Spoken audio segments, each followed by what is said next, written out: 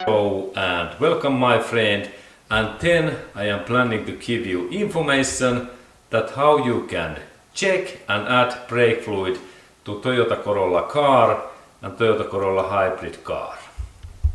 Okay, and this first step is to find this brake fluid canister, and it is that one, and then we have to open this upper cover. There are two clamps, and when I little bit bend this clamp, and in that way these parts opens nicely.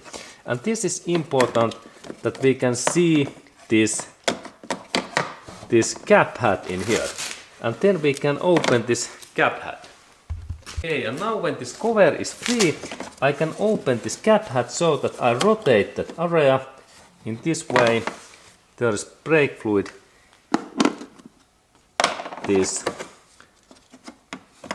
cap hat, and then we can see in this inside and also the side areas because there are those markings. In this marking in here, this level must be in this max line, and in my case it is little bit in low that I have to add this liquid. And now when I rotate this cover in another direction, we can see this adding area in here. We can see that now this hole is open, and in that area I can add this brake fluid. And here is one good example what I can install.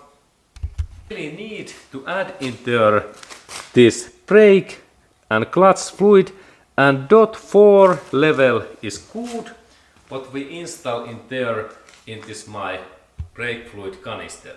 And I have to add this amount in so high that it is in this max level. Good. And then when I have added this brake fluid, I can add this my cap hat back, and it goes nicely, and I rotate, and then it stops. And I check that it is not moving. Then I shut down this up cover and note these clamps in here.